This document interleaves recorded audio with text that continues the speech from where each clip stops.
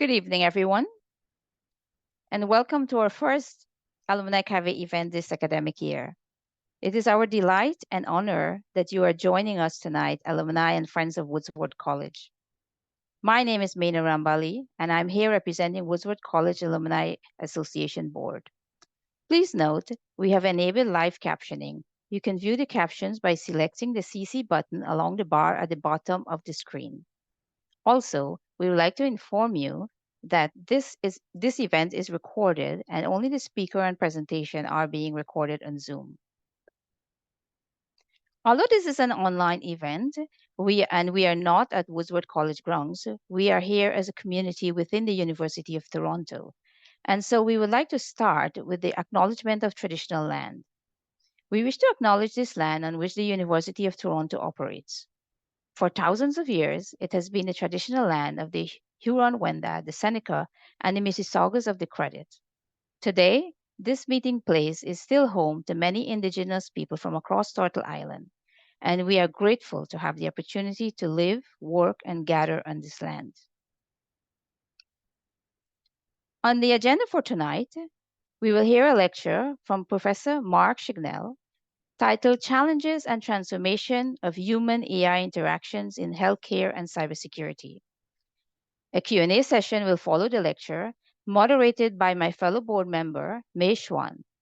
Please submit your questions in the Q&A tab of your Zoom screen.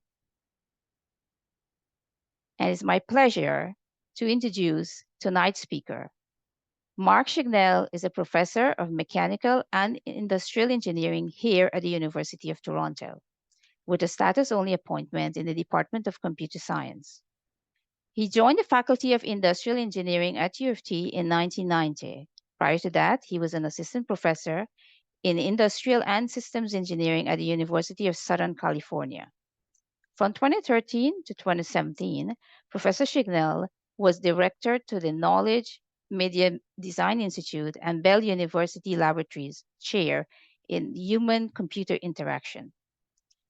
He is the director of the Interactive Media Lab and the founder of Centivisor Inc., a UFT spin-off company. He carries out research in human-AI interaction and user interface design, with particular interest in aging, interactive machine learning, cybersecurity, and healthcare. We are honored to have you among us and eager to hear your lecture on such a timely topic, challenges and transformation of human-AI interactions in healthcare and cybersecurity. Professor Chignell, the screen is yours.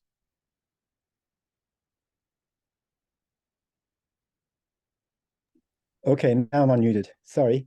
I'm going to unmute as I speak. Can you hear me okay? Yes. Great, thank you. So I'm just going to try and clear off this floating panel.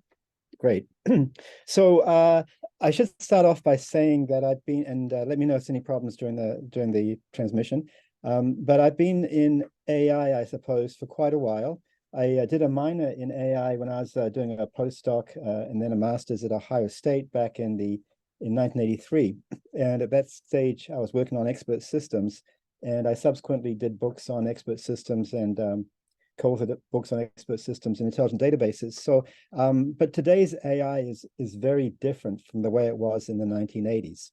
And what I want to do in this talk is really talk about human AI interaction and what the challenges are, and also one of the opportunities. And I'll give you some experience from my research in cybersecurity and healthcare.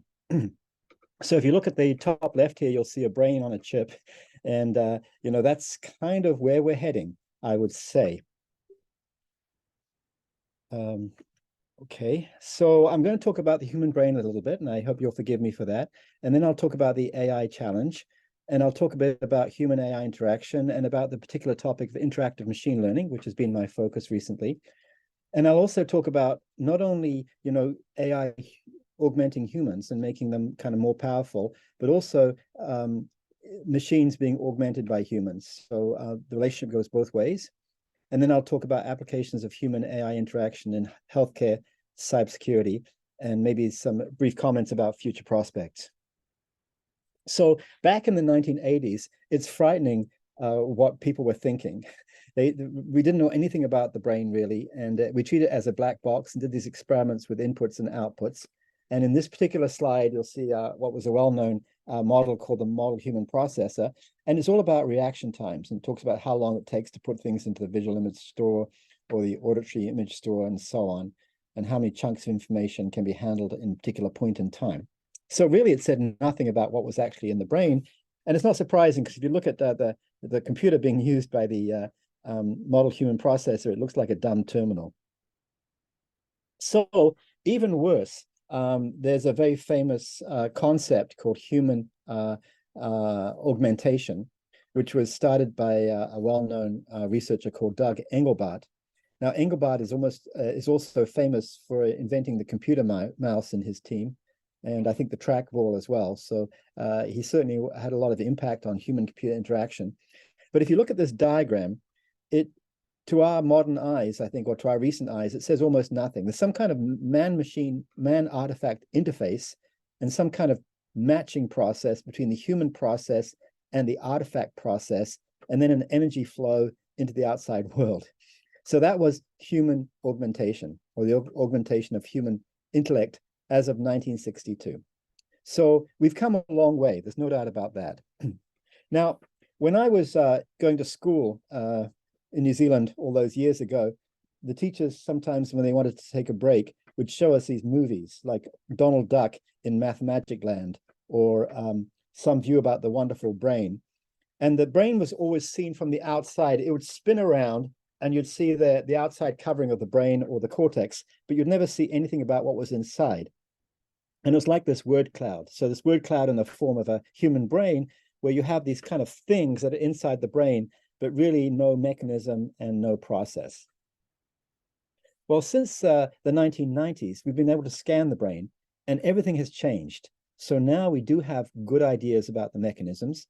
We do have good ideas about where functions are located in the brain. And, we're getting better and better information. And I would expect in the next 50 years, maybe, we'll have a pretty good computational model of the brain. Now, what this means, of course, is that there are now opportunities to directly interface brain-machine interfaces to AI processes, which is exciting and scary at the same time. This just shows you some of the wiring in the brain. So the brain has like a nerve fiber network, and these are neurons with special fatty sheaths. They're called myelinated neurons, and they can transfer, information from the front to the back or one side to the other of the brain in a fraction of a second, maybe in the order of tens of milliseconds. So, we have the 2 hops going from the eyes, back of the eyes, to the back of the brain where the visual cortex is, and maybe 1 hop going from one side of the brain to the other. So we have these hair-like fibers which are distributed all around the brain, and they on the right there you'll see that they kind of connect the same locations in the left and right hemispheres, and there's also very extensive pathways going from the front to the back of the brain. So the brain has all these superhighways involved, sending information around it. And here is just another example. So these highways look a bit like spaghetti. And in the dark green on the right, we have some fibers going from the back to the front of the brain. And so there's one that goes from the frontal cortex to the visual cortex at the back. And all these pathways are doing different things for different reasons. One of them is an attentional network and so on. And on the left, we see some specific pathways that are linking the visual processing between the left and the right hemispheres. So the brain is an analog computing device with a lot of fiber in it. Now, what's inside? So if we think of the cortex as a sheet roughly 3 to 5 millimeters thick, less than half a centimeter, about the size of a yoga mat, and it's being crumpled up and put inside the skull, then, we have to wonder, well, what else is in the brain? It turns out a lot, although we never see it from these wonderful brain outside views. So the white part of this figure is actually all the information highway stuff. So all this tangle of fibers shows up in cross-section as a bunch of white matter, and it looks white because of this fatty sheaths that make the signals go faster. So we can think of the gray matter in the brain as like the towns and villages and factories, and the white matter as the highways and the railroads. And marked in green here is the hippocampus, which is a memory structure. And lower down, we see the brainstem going down into the spine. So the brain is actually a very complex biological computing device, which is made up of many parts and not just the cortex that people tend to talk to. In the lower right, we'll see the cerebellum. So it's an interesting fact that the human brain is estimated to have on average about 86 billion neurons, but almost 70 billion of those are in the cerebellum. So the little brain there actually has the majority of the neurons. Anyway, this is not a talk about brain science, but I want to make a point. This is just the hippocampus taken out. So this is an actual hippocampus that's been removed from the brain. And it's called a hippocampus because it looks like a seahorse, as you can see on the right. This person is a very famous patient. A bit of a tragic story, you may know about it. So HM, his real name was Henry Molaison. He died only fairly recently. Was somebody who had very major epilepsy, and he had debilitating seizures that started in the hippocampus. So at the stage of the 1950s, I think when the surgery was done, people had no idea what the hippocampus was for. And so the surgeon decided to stop the epileptic seizures by removing the hippocampi on each side of the brain. There's two of them, one on the left and one on the right. So these were removed mostly. And so HM's brain had this hole on the right there where the hippocampus used to be. What happened was that the epileptic seizures did stop, but the patient lost all ability to form new memories. So he couldn't learn the definition of new words even after hundreds of trials. And his experience, his conscious experience, was that he felt like he was waking up from sleep every few minutes. So he only had a few minutes span of attention, and then it felt all new again. So it was a very strange way to live a life. But psychologists were able to study a lot and learn a lot about the hippocampus from this particular patient. So the hippocampus, we now know is a memory coprocessor and is critical to forming new memories of explicit events. So here we see an animal, whether it's a marmoset or a groundhog or something else, or a prairie dog, I'm not sure, but it's being traced by an Arctic fox. I would say this animal is obviously showing signs of fear. Now, fear is perhaps our most primitive emotion, and the way we process fear in the amygdala of our brain is pretty similar to the way that this kind of animal processes fear, because it also has the same fear processor that we do. So here's the location of the amygdala, and it's pretty much right next to the hippocampus. So the fear center is pretty much right next to the memory center, which makes sense if you want to learn from fearful situations and avoid them in the future.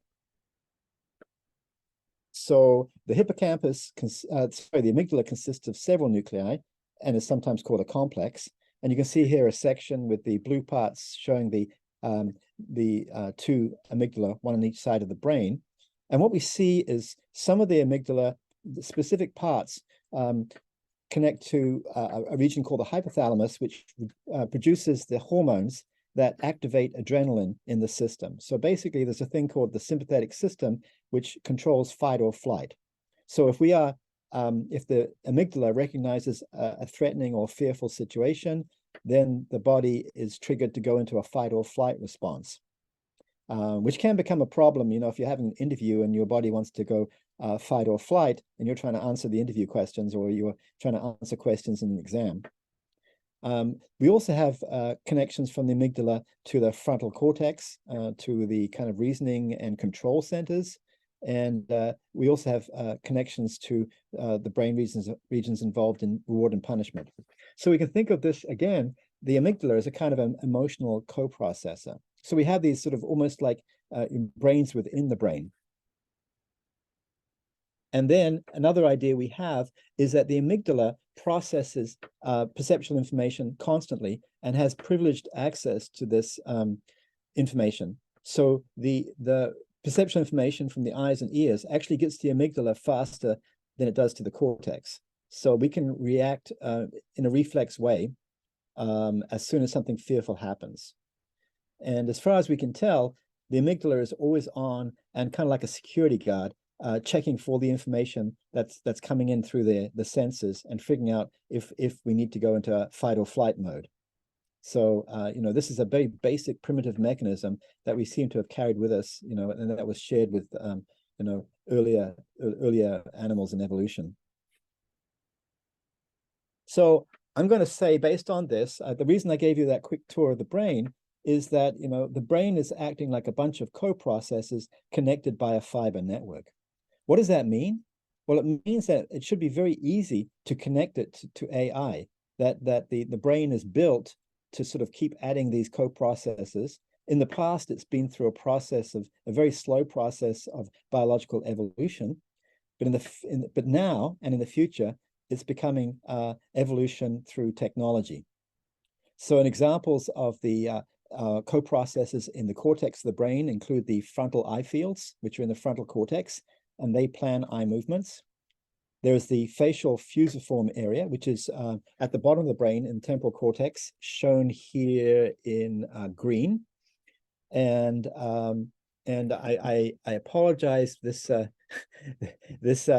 didn't realize that this slide got occluded, but you can see from the right, there's place, face, shape, word form. So there's specific categories of information that are being processed in the brain. And these act as co-processors, in the same way that you might have a graphics co-processor in a computer. And then for the subcortical regions, as I mentioned, we have the hippocampus doing memory and amygdala doing fear. And there are many other co-processors throughout the brain. So we have co-processors, we have a fiber optic network. It would be relatively simple from a brain point of view to add in, AI agents and co-processors, which would give us new functionalities. So the brain has been built through evolution, and presumably it started off with something like a perception action cycle where a primitive animal would need to perceive the world and then act accordingly. And then pretty soon, there'd have been the need for fast survival, so there'd have been natural selection, which would have created a fear mechanism so that the animal could respond more quickly to threats. And then there would have been a need to learn through reward processing, and kind of a conditioning based on rewards in the environment. So you go to the places where the fruits are on the trees and not to the places where there are no fruits on the trees and so on. And then we imagine a more complex learning, like a squirrel hiding nuts, that would require memory. And later on, with more complex environments, we would need decision making. So you can see these features being added to the brain over time. So I would argue that AI is another step in the evolution of the brain. So AI agents and AI capabilities are just another form of coprocessor. And this is why it's possible to put an array of electrodes on the surface of the brain. You can put them in there and leave them there. And then you can train the person to use those electrodes to do various things, like control a robotic arm by thought and so on. And it's almost like the brain configures itself to learn how to use the new functionality that's provided to it. So brain-machine interfaces tend to work quite well. And I remember there was an example of a woman who was playing a game, I think it was Elden Ring, using a emotive headset with electrodes that recorded EEG. And, after a long period of training, I think it was maybe hundreds of hours, she managed to, input into the game, using thought, which was an impressive demonstration. So for the brain, AI is just another coprocessor. And even today, if you watch, as I do, young people, or not necessarily always young people, but people using mobile phones, and they're walking down the street and looking at the phone, it's almost like, the phone has become a handheld coprocessor, which is, inseparable from the person. And presumably with voice agents, we could also have wireless audio coprocessors. So from the point of view that I have, AI is just another step in the evolution of the brain, and human AI interaction is really the challenge of how to, make this step effective, useful, and presumably good. So there are different models of human AI interaction, and I've mentioned the AI as a coprocessor, which might ultimately involve the use of implants. Another kind of process is or approach is the AI as an agent. So it's like an equal, another person acting like a person, and you're doing collaborative or cooperative tasks together. AI can also be a teacher, explaining things to you and giving you advice, or it can be a student and you can train it. Now, in the applications I'll talk about today, I'll be talking about AI as a student, but obviously the concept is very broad. So let's talk a little bit about AI as a student, where we're trying to teach AI a new skill. So this is called, in one approach, you have a machine learning process. And I'm not going to explain machine learning, so I'm hoping that you have some sense of it. There are tools like techniques like classification trees and deep neural networks and support vector machines. And these are all either making predictions or making classifications. And in the work that I do, I tend to look at whether a person has a disease or not, or whether an email is malicious or not. So it's a binary classification task. And so machine learning is basically learning from data, and usually it has to learn from labeled data. So someone has to train the machine learning. So this is why, the AI is a student, because it's learning based on the labels that people provide to it. So, the problem I've been looking at is how to train an AI system efficiently using interactive machine learning. So here's a simple view of machine learning. You have a whole lot of inputs, and then the system makes a prediction. The human gives feedback, right or wrong, or suggests what the correct label should be, and then the machine learning model adjusts its prediction process after incorporating that human feedback. So this is the training process that machine learning models go through. So let's look at how this works, for instance, in healthcare. So here we have an overall human-centered AI framework, and it's a little bit complex. So I'm going to kind of walk through it and explain the idea. When we talk about human-centered AI, we have the idea of we build something, and then we have to make sure that it's actually useful and that it is available. So a lot of AI just gets to the point of writing a paper, proving something, and then the researcher goes on to do something else.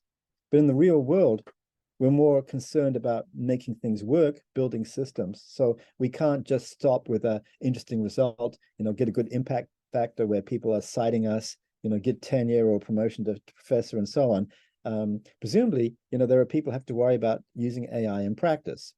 So in phase one, we do a kind of user-centered design process where we try and figure out what the requirements are. We design and prototype, AI systems working with people. There may be some kind of trust process that we're looking at. We evaluate how well it's working. And then there's an iterative design cycle where we keep, checking on the requirements. We keep, changing things, and we keep evaluating. And then eventually we get something that we think people can use. Now, notice that this could be anything. It's not just AI. It could be any system. This is kind of what's called iterative design. It's what engineers have used traditionally to design things. So this iterative design has been well known for many decades. And more recently, in human-computer interaction, there's a kind of a user experience design process where, again, you do iterative design testing with users to find out what works and to avoid usability problems, which are discovered with earlier prototypes. So we have that kind of first phase of user-centered design, which can be, implemented with human AI, just as with any other human-machine system. And then we have a second phase, which might be technology acceptance, and there are standard instruments for measuring this. And we can decide whether, people have an intention to use after being exposed to something, if they have a sustained intention to use it. And then we have a third phase of product release and implementation for industrial use. Now, the reality is that this kind of formal process is not often used with human AI interaction.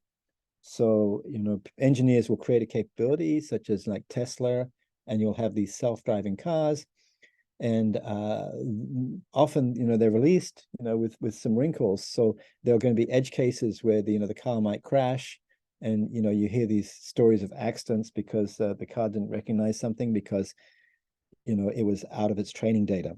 So, yeah, so I think there's a tendency for people to be pushed by competitive factors and, the need to improve quarterly earnings and so on. So to push out technologies before they've been fully tested and iteratively designed. Okay, so this is an example, and this is work that I've done with Professor Lu Wang, who used to be my PhD student. She's now at the University of Houston in biomedical engineering. And we worked with the Gemini project at St. Michael's Hospital. And the task we were looking at was predicting delirium, which is a form of acute brain failure, which is very dangerous. And it often happens to elderly patients after an operation, if they're in long-term care, if they've been waiting in an emergency room for a long time. And it's a complex sort of condition that can occur for many reasons, including dehydration, blood loss, lack of stimulation, lack of exercise, and so on. So the brain in these situations, the elderly brain, goes into kind of like a freewheeling sort of state where it's disconnected from the world in a sense, and it's no longer attending to what's going on. So in this diagram, it's a little bit complex. So I'll just walk through what I think of as the key features. So we start off, we wanted to develop some kind of decision-making tool. And the idea is we have a bunch of different models, and working with physicians, we might decide on, what features should be used. And we might learn how to interpret the database and so on. And then we're going to look at a set of machine learning models. And often ahead of time, you don't know, you can't predict which model is going to work best. It's not the case that, one model is going to work better than all the others all the time. They tend to have their different strengths and weaknesses depending on the data. So you put your models in, and then you get some preliminary results. You show them to physicians who give you their feedback, and then you go ahead and maybe revise the data, remove some features which aren't good, handle the missing data better, and so on. And eventually, you're going to come up with a set of features. And these could include things like diagnostic codes in the case of healthcare data. And then maybe the physician's going to go and do some more screening selection. In our case, we found that physicians actually improved the model. So the feedback from the physicians made the models better. And that may reflect their expertise. It's not necessarily given that will happen. And then we also looked at feature engineering using text mining. And so we tried to develop new features from the text, which turned out to be beneficial. And then we have model parameter tuning, we have holdout sets, we do cross-validation. And then in our process, we distribute a questionnaire to physicians to figure out what kind of performance they want to see in the machine learning models. Because it turns out that physicians don't think like other people. Like they think in terms of measures like specificity and sensitivity, and basically how well they can recognize syndromes. And they may have a situation where they're more willing to accept false alarms, for instance, in a cancer diagnosis, as long as they don't miss aggressive cancers. And then, we need to design some kind of user interface so that the physicians can work with the model on an ongoing basis. And there needs to be a process of figuring out what kind of information should be presented, how it should be presented, and maybe even which machine learning models would be most useful. Sometimes it's not the one that has the best results, but it's the one that the physicians feel most comfortable in using. I'll give you an example of this shortly. Okay, so that's the whole process. We call this physician experience design, where you're trying to plug AI, into a clinical workflow. And this is something that I think really hasn't been looked at enough in AI research in the past. So here's our model of physician experience design.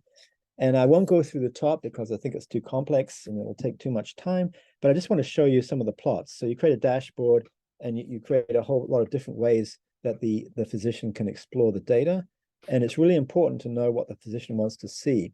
And it's possible, for instance, that, we've been working with general internists, and like an oncologist or respirologist might have a completely different way of thinking about the data that they want to see and what kind of results. So one example of creating a new feature is sentiment analysis. And this turned out to be a very powerful feature in our research with the Gemini team. So the idea is that you take something like a radiology report or a brain scan report, and you look at the words that people are using to describe, what's going on in the image. And it turns out that some words are really good triggers for the presence of delirium. So using machine learning training, you can look at, what reports say when a person is judged to have delirium, and what sort of reports say when they are judged not to have delirium, so that you're using labeled data here. And then based on that, you develop a measure of delirium sentiment. And then you can use that feature to predict cases of delirium where you haven't already labeled the data. And in this case, what you would do is check on how much this new feature boosts prediction of delirium by having the other features. It's called an ablation method, where you remove one of the features and then see how much performance goes down versus having it in the feature set. And what we found was, using this ablation method, was that delirium sentiment was a very powerful feature. So in this case, we saw, how text features can really add value to a prediction problem. Okay, so this is just showing what happened when we used the sentiment analysis feature. So the blue lines in these charts are sentiment analysis has been added to the prediction, and the orange data points are where there's no sentiment analysis. And it's a bit complicated, but this is generally what happens when we're trying to model or understand machine learning performance, because it turns out there's different ways of looking at the results. So we can measure just a broad measure of accuracy, such as in the top left, or we can measure in the bottom left recall. So for instance, how many of the cases of delirium did we correctly identify? But there's another measure, precision, which some of you may be familiar with, which is of the cases that I can remember this correctly. It's been a long day. Okay, so in our judgments, how many of our judgments did we get right? So these are different issues, and there's a bit of a trade-off. So if we try and get all of the cases of delirium recognized, then in the actual judgments, there may be a lower proportion of cases where we say there is delirium, where actually it is truly positive. So the point of all this is to say that there are different ways of evaluating machine learning models. And then F1, for instance, is a weighted combination of recall and precision. And then there's a famous thing called area under the curve.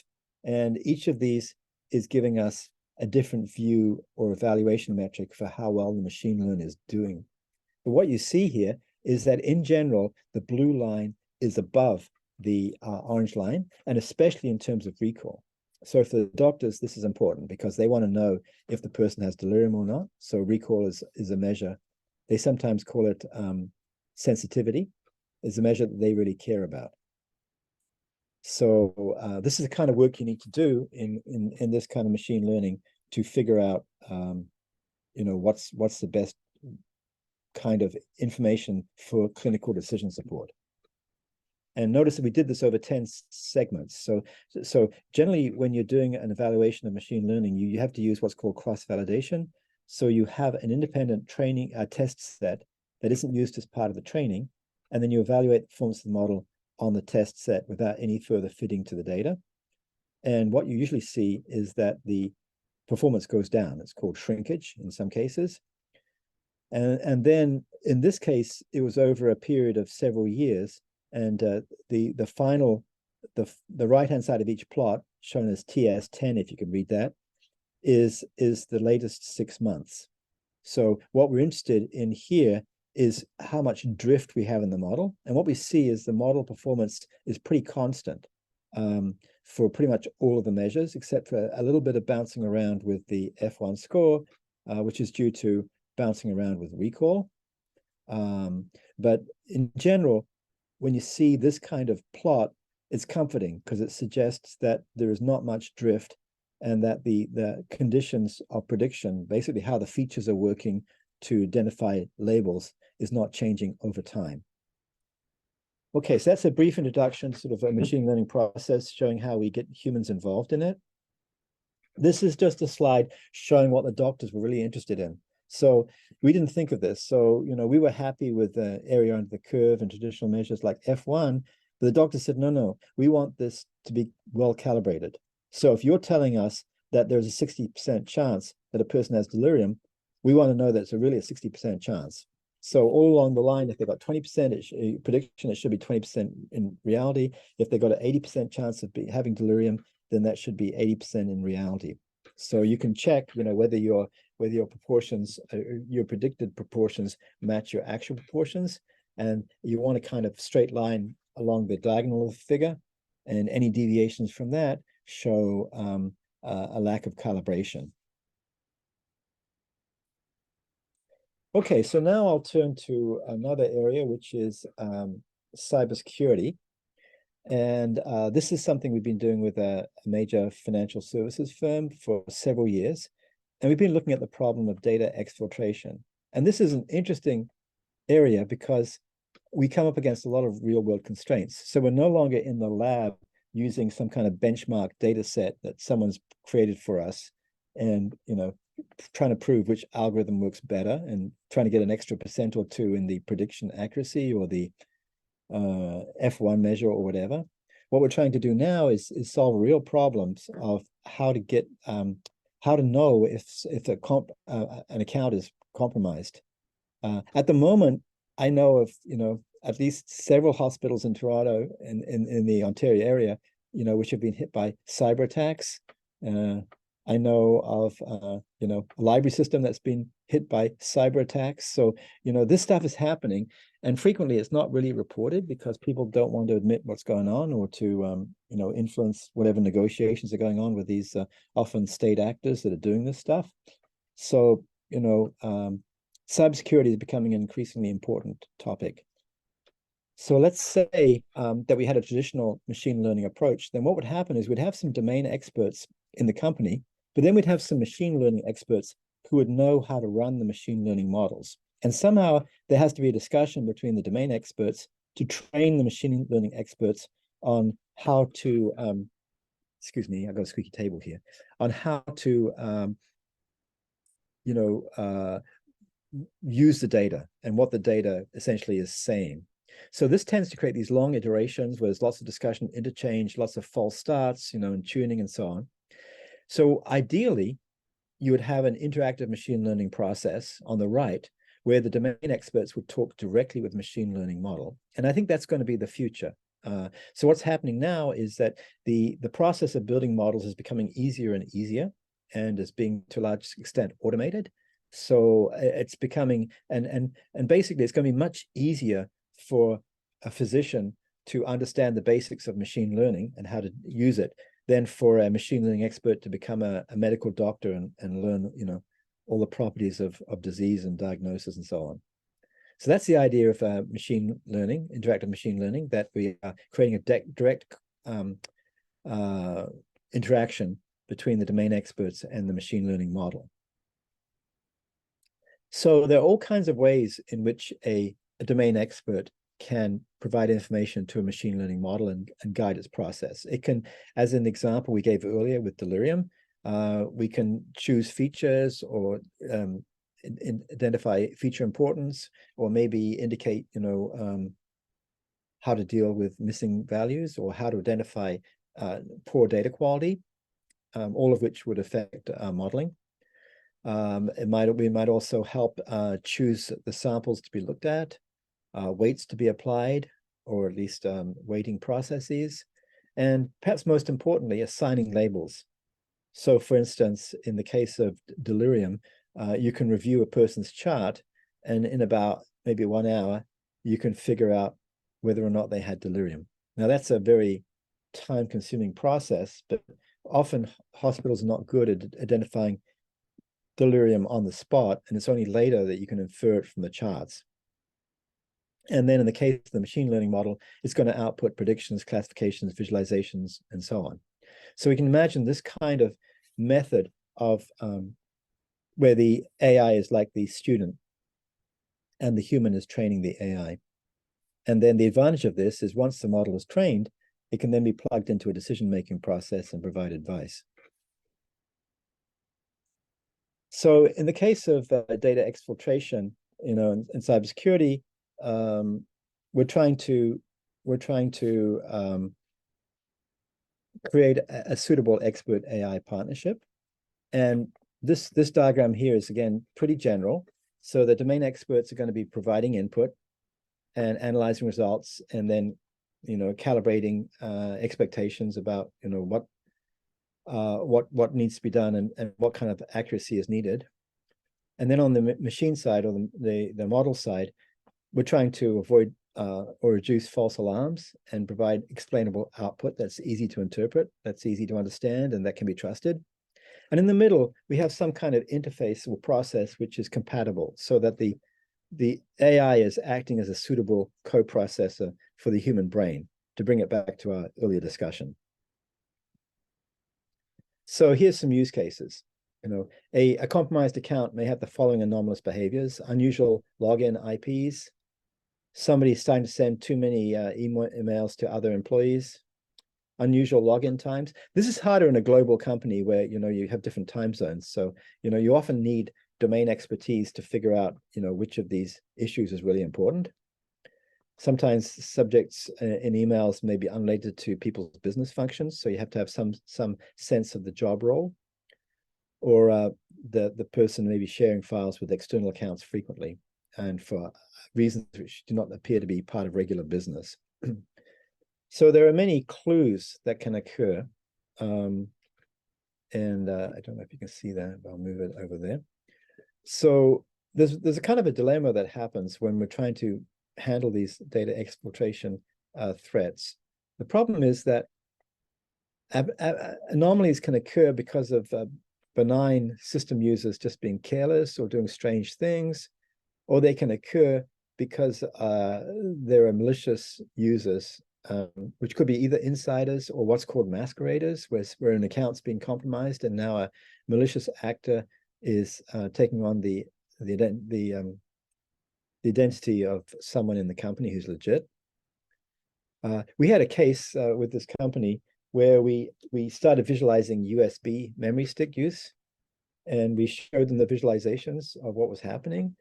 And a few days later, I think, they banned USB memory stick use in the company as a blanket rule. So once people start to see how things are being used, often it's surprising to them, what's happening. And in this particular case, I remember one person was using an English-Chinese dictionary and was putting it on the memory stick and then going backwards and forwards with this outside dictionary when they were like doing their work, which kind of created which wasn't necessarily malicious, but presumably it could create a kind of vulnerability. Okay, the trouble with trying to do this with experts is it's really hard to distinguish between abnormal, benign, and malicious users, because investigations take too long if they're done manually. And it's hard for the machine to automatically identify maliciousness. So there needs to be this training process which takes the expertise of the person and the computational efficiency of the machine and creates a model for figuring out what's anomalous access. So this is just another slide, showing you have on the left, your system user activity, some kind of log that you get, and then you have some kind of machine learning algorithm that's going to detect possible anomalies. And then maybe there's some kind of visualization tool that experts can use to identify what looks like it's malicious, so they can do investigations with this tool. And then based on that, you get an updated model that may be better at distinguishing between normal and malicious users. So that's the basic idea with interactive machine learning. One more idea is, can we make this process more efficient? So we've been training people with these cases, but wouldn't it be good if we could figure out how to sample instances or cases so the model can learn as fast as possible? Okay, so in a training process, you generally have a situation where you have a small set of labeled data. This is step one that initializes the model. Then you have unlabeled data coming in, and you, through a process, some process of efficient prioritization, you give a sample of that data that's been selected to be more informative to domain experts. They, in step 4, provide the labels. And then the model, the machine learning model, will be updated using this adaptive learning or AL approach. And finally, there'll be an outcome, which would be a fully labeled data set. So, maybe you only have to label, a few percent of the data, and all the rest can be labeled automatically. Once you check, it's kind of like a user experience design or an iterative design process where you're not finding any usability problems, so you know that you've got a good prototype that can move to production. In adaptive learning, you keep predicting what labels should be side by side with getting the humans to label those cases. And when the humans and the model keep agreeing with each other, that suggests the model is now in sync with the humans, and you can go ahead and label the rest of the cases just with the model. Okay, so there's some research questions that are associated with active learning that we've been looking up. So we're concerned about how well can the model prune the false alarms, and how can we adjust the active learning process, with maybe user interfaces and so on, to make it easier for the domain experts to work with it. And then there's the issue of how good are the experts at labeling, and even, which experts are better, because it's well known that, a good programmer can code, like maybe as well as 10 or 20 moderately skilled programmers. So yeah, there is huge individual differences, and we found that in our research that it's also true in cybersecurity anomaly detection. So think of adaptive learning. I'm just going to do a little bit, or active learning, do a little bit of a run through on active learning, which I think is going to be pretty straightforward. And just shout out Maina if I'm over time. Okay, I hope I've got a few more minutes. Okay, so I'll wait until I hear. So in this case, we got a binary classification problem, and there are like classes that we know about, and like in the blue, where we know it belongs to, say, the negative class, there's no delirium, and then a class where we're confident, or cases we're confident that it's positive, there is delirium. And there's going to be a boundary of cases that we're not really sure about, the model doesn't know about. So the idea in active learning is to pick off the uncertain instances, the region, the sort of border region we're not sure about, and sample those points. We don't want to sample points that are in the region that we have confidence in. But it's not that simple, because model uncertainty does not predict expert uncertainty. So it's possible that the cases that the model is uncertain about, the expert is also not competent to label. So what we need is to find the cases where the model has low uncertainty, but the expert has high confidence or certainty, assuming the expert is well calibrated and knows what their level of certainty is, and we can test this during the process. So we call this high information gain. So you want cases where we're going to get high information gain because the model's uncertain, but the expert is not. So we developed a method now to using expert confidence ratings to make that prediction, and then to make a more efficient active learning process.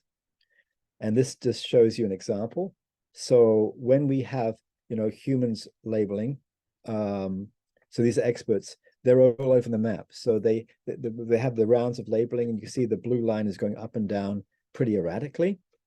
And then we have a normal active learning process based on just the model uncertainty. And you can see that's the orange line, it increases steadily.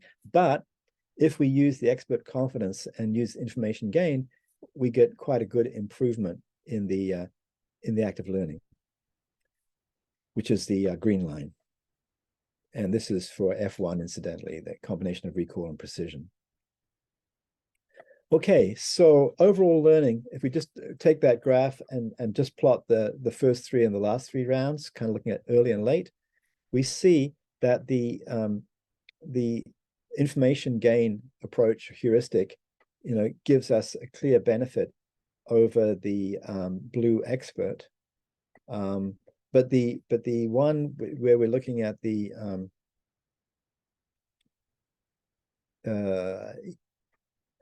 okay, I'm going to leave it there. We get a much better performance with the information gain taken into account. So this is just an example of kind of the technical issues that happen when you try and get humans and AI to work together. So I'm going to make a few more comments. I don't know if I'm finishing early. If so, I'm apologizing. But I'm going to come back to this idea of machine augmentation and human augmentation. And I'll briefly talk about automated driving as an area where, we have a machine capability, but the human kind of helps out sometimes. The idea is that until we get to a stage of autonomous driving, there are going to be situations where the human has to take over. And this idea of humans being involved is something that we didn't expect way back in the 1960s. So it was thought that everything would be automated, and there were lots of discussions about how people would use their leisure time. But it seems to me that people work harder now than I remember them working when I was a kid, which just seems strange, right? We have so many of our lives automated, but it seems like we created email so that it would force all of us to work harder. And it seems like in the days before email, you had so many interactions that never occurred. But let me not get nostalgic and complain about the way the world is going. Let's just look a bit more at this idea of augmentation. So here's automated vehicles, and this is kind of like a figure from a paper we did a couple of years ago. And they have this model of levels of automation. And this is a standard one, I think, from the Society of SME. I forget the name of the society, but there's a model. And the idea is that as you start off adding more automation to a car, you go through these levels of automation. So you start off with 0, where it's just a person driving the way I grew up and the way I prefer to drive.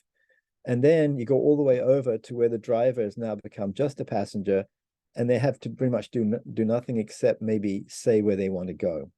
And in the middle, you've got this sort of transition from enhanced driver to automation supervisor to co-pilot, and then to passenger with very little responsibility. I've driven some of these automated vehicles, and I've noticed that when I'm trying to turn a corner, that I'm fighting the vehicle, right? I can see the vehicle is trying to turn the corner for me. And I suppose that a younger person, might say, well, that's good. But for me, I've always driven around corners, and it's my preference to do that. So I find it a little bit strange.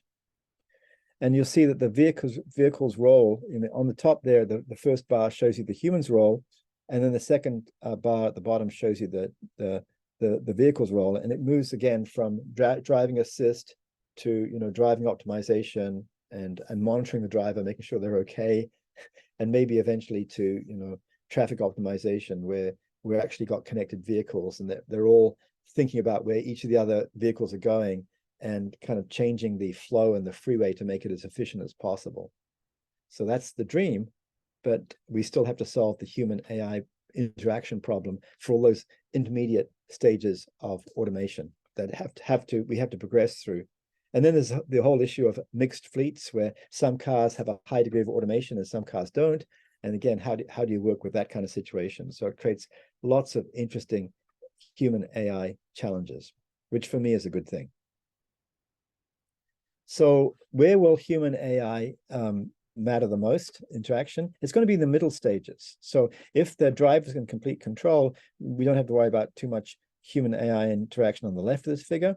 On the other hand, if the vehicle and the automation in the vehicle is in complete control, again, there's not much human AI interaction. But the ambiguity, when you have like a moderate level of automation, but you still require the human driver to be a supervisor or to take over in specific situations where the automation can't handle it, that becomes an issue. There's a famous China Airlines, I think it was, incident where a plane was flying over the Pacific and suddenly it goes into a dive for unexplained reason. It just dives towards the ocean.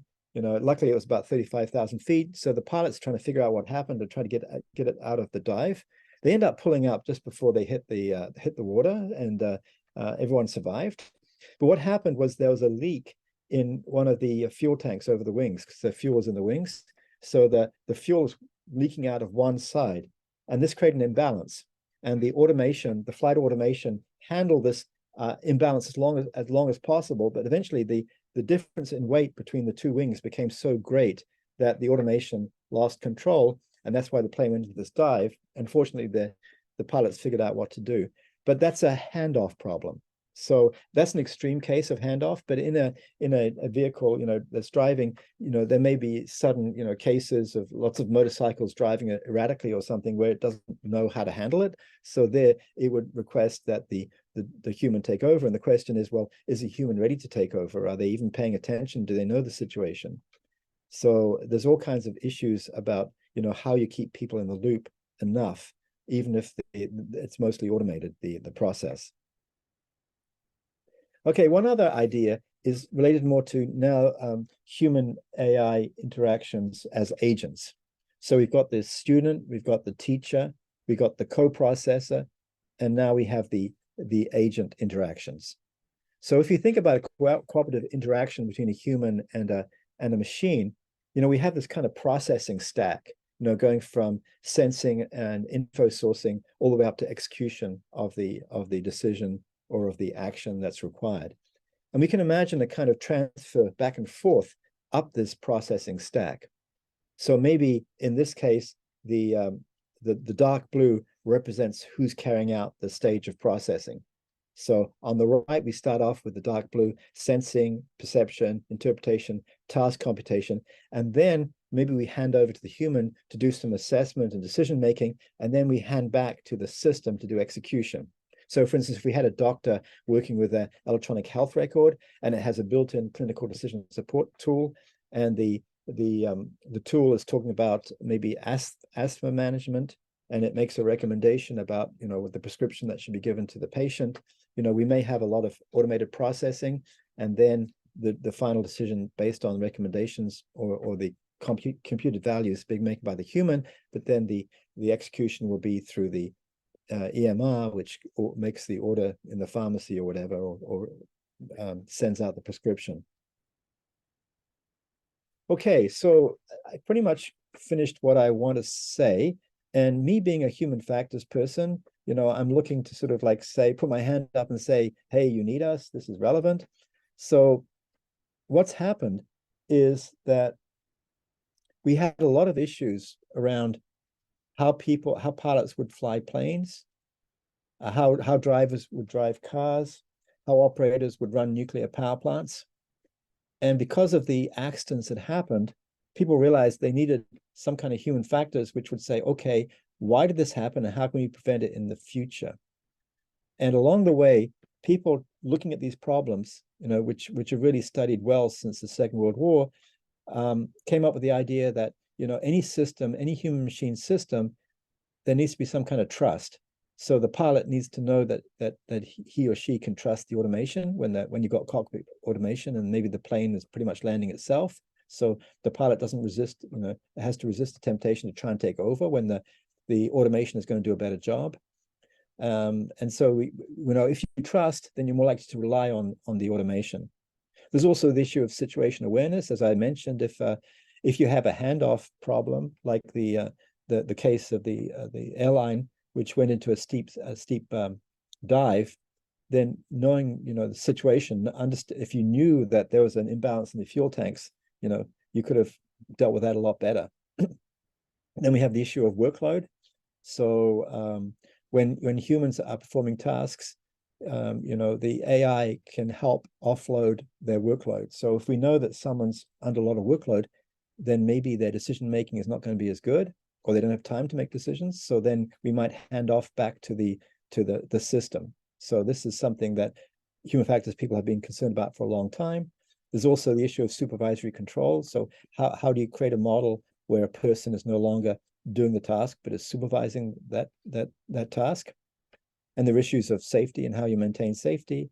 And there's also issues of when you can interrupt somebody. So if we have a joint, human AI interaction, and there's two agents, how do we make sure that we, message the person at the right time? An example would be safe driver notification systems. So if I'm in a car and, I want to receive text messages or I want to get phone calls, how do I know it's a safe situation? And, the driving task is not too complex for that kind of interruption. So we have all these issues arising in human AI interaction, which existed before in human machine interaction, and they're just coming back. It's the same issues, but with a kind of a new context. Okay, so in conclusion, human AI interaction is one of the central problems of our time. For the moment, the focus is on augmenting AI, not on augmenting humans. But later on, there are some projects which are kind of out there at the moment, which are looking at neural implants and so on. And certainly for people with like locked-in syndrome or who are confined, to wheelchairs and cannot express themselves or may have like problems, with their vocal cords, brain-machine interfaces are already available that can give them a way of expressing themselves and communicate, which would not otherwise be possible. So this area is certainly moving, but it's going to be, I think, even more interesting in the future as we learn how to interface, these AI co-processors with the human brain. So interactive machine learning is, I think, one of the most interesting areas of human AI interaction at the moment, because machine learning is such a powerful set of tools and has given good results across so many applications. And because, things like physician experience design are critical.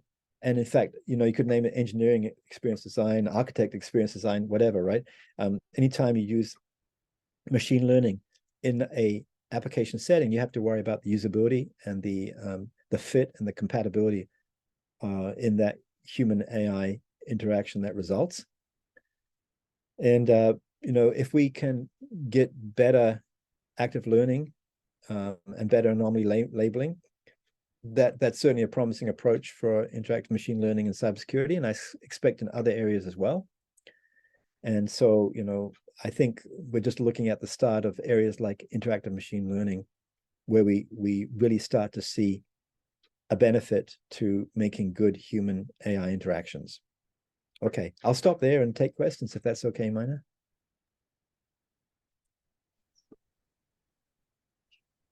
Oh, I can't hear you. Sorry, thanks, Mark, for your insightful lecture. We have a lot of questions. So, sorry, due to time constraint, I will pick a few. So the first one is from John Stewart and from another person. Your name is like period mark, so I don't know your name. The question is, what if both the experts and the AI are wrong on a few occasions? Doesn't that create a distorted norm that produces inaccuracies? Yeah, so you're right. I mean, you're going to have the model. No model is 100% accurate, pretty much, and the same with people. So what you have to do, I think, is have an ongoing sort of accuracy assessment. So you don't assume that the model is always going to be right, and you should have a kind of a quality assurance where you kind of like keep checking the accuracy of the model. I mean, this idea of model drift is very important. So even if the model's doing pretty well now, you don't know if the radiology changes, like the assessment changes or the language or terminology changes, or you have different people with different training, then your features might become very different in terms of their predictive power. So you always have to keep checking whether the model or the human is working. And yeah, so I know I agree with you that this, maybe I've been saying it as if that you just hand off to the machine process, but realistically, probably you need to keep the human in the loop to some extent in most situations. Thank you. And I do have a follow-up question. I think they're relevant. It seems that automated anomaly detection systems tend to be challenged with false positives, i.e., where possible security risks flagged by the system are so numerous as to reduce the utility of the tool. Have contemporary AI ML tools reduced this issue? Yeah, no, I think they do a poor job. And generally what happens is they, if you try and cut down the number of false alarms, you tend to get more misses, right? So there's a trade-off. And I think it's really difficult. It probably depends on the domain. I'm not sure if there's sort of like algorithmic methods that have been used to sort of cut false alarms without paying a price for it. So in our approach, what we do is we suggest having humans kind of screen and learning about what makes a false alarm. So I think at least part of the problem is that the AI model doesn't have enough knowledge, right? So generally there's going to be a way of, unless, I mean, if you don't have enough features to distinguish between a false alarm and a true positive, then that suggests that you don't have enough sensitivity in your detection.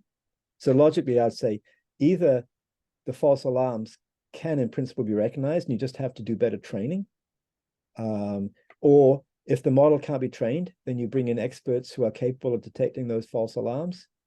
Yeah. So and if the false alarms just cannot be distinguished from the true positives because there's feature overlap, then I think you just have to accept that. Thank you. Another question. Is there discussion on whether this is advisable? Automation can be infiltrated just as cybersecurity threats compromise libraries and the like. Secondly, people know less and less how things actually work due to reliance on these systems. Absolutely. Sorry, great points. Is that a comment or was that a question there? I think that's a question about whether you believe like AI automation should be, I guess, wildly applied in our daily life or commercialized. Like, what's your view on that? Sorry, I'm just trying to interpret our audience question. I think there's a lot of enthusiasm about AI. I'll give you a quick story. So I went to Rochester and gave a talk in April. And as I went across the border, I told them I was doing a talk on human AI interaction. And the border agent immediately had a big conversation with me and told me what he thought about AI. And I had about a 5-minute conversation with that border agent. Didn't check my car, just interested in talking about AI. And I went back to Canada and exactly the same thing happened. And this time there was like a 5-minute backup behind me. And the agent spent several minutes talking to me about AI and what he thought about it. So, there's a huge awareness of AI. And this enthusiasm is great. But at the same time, you're absolutely right. There are many problems. And I think we haven't yet reached the stage in most situations where we can go without the humans. But at the same time, often humans are ignorant and don't know, right? So you can have 5 people with the same job description, and maybe 3 of them aren't very good at what they do, and 2 of them are quite good. And so that's the reality of it. So maybe AI always has to be, I think, cooperative at our current stage of knowledge, unless it's like recognizing cats or something, where with this big data and the AI is going to do better. Thank you. Well, one more minute, one last question. It seems having a cluster sensitivity in an ANN search could highlight AI opportunities from ML that could then be provided to experts in those cluster specialties for improvement. Further, it seems a product in training such as ADAS could use occurrence of inputs in these low accuracy areas as a means to improve results. Okay, I'm not sure I fully understood that, but are we talking about kind of unsupervised learning and using distributional properties to also try and make decisions or to help label data? Maybe I need to understand the question better. Yes. Yeah. So I have a PhD student who's working on semi-supervised learning, which is trying to combine distributional data with labeled data. And I think it's a very promising approach, especially with very large data sets where there are important distributional properties that should be recognized. So yeah, I think we're still at the beginning, right? I mean, there's a sense to realize because we've solved the problem of chess and Go, there's a feeling out there that AI has arrived. But I think the reality is, in most domains, we're still learning how to use it and how to fit it into the workflow.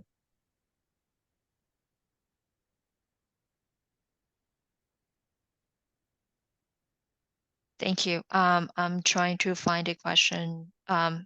So this question relates to the first part of the lecture. Would there be any cases of directly using the patient's words for sentiment analysis and modeling versus just using the clinician's description? Yeah, the voice of the patient.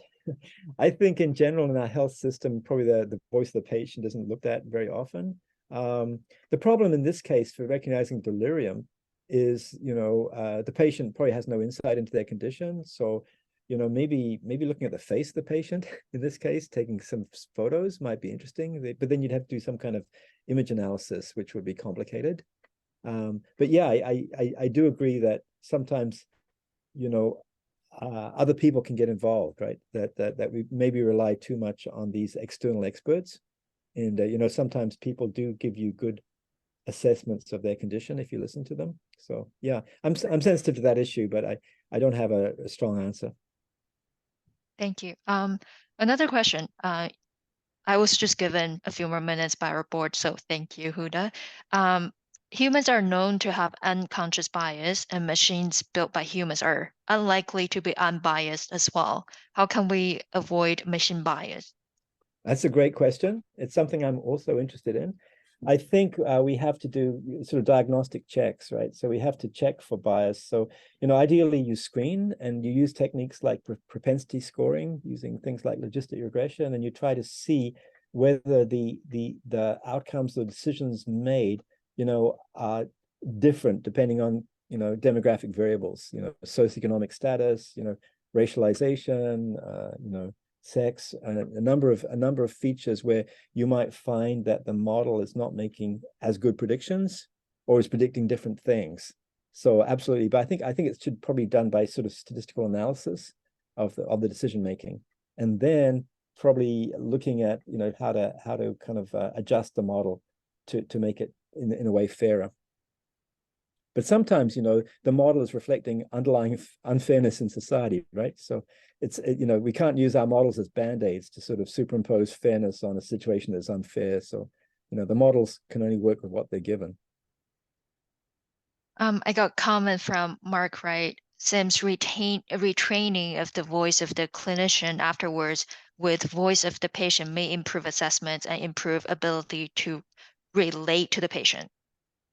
Yeah, I agree. I don't think that's necessarily an AI problem, but I think that if we were developing a kind of interface where AI is being used, so if you can imagine a kind of clinical decision support system, and there's an AI process, then maybe that interface should include, issues like, voice of the patient and, as things to be considered and rather than ignored.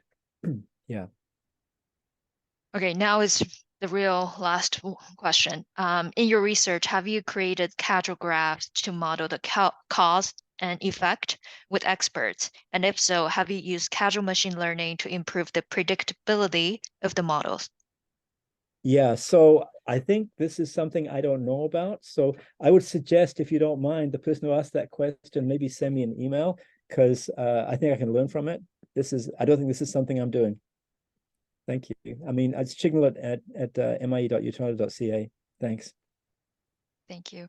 And I know there are a few more questions that we didn't get a chance to get to. And again, I do believe that the contact info for Mark is public, and or if you need help, let us know, and we can connect you to continue this really insightful, informative discussion. So that's the end of our Q&A session. I'll now pass it on to Maina, our fellow board of directors, to provide a closing statement.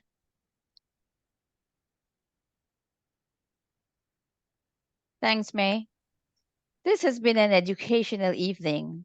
Professor Chignell, on behalf of Woodsworth College and our Alumni Association, we would like to express our utmost and sincere gratitude for this fantastic lecture.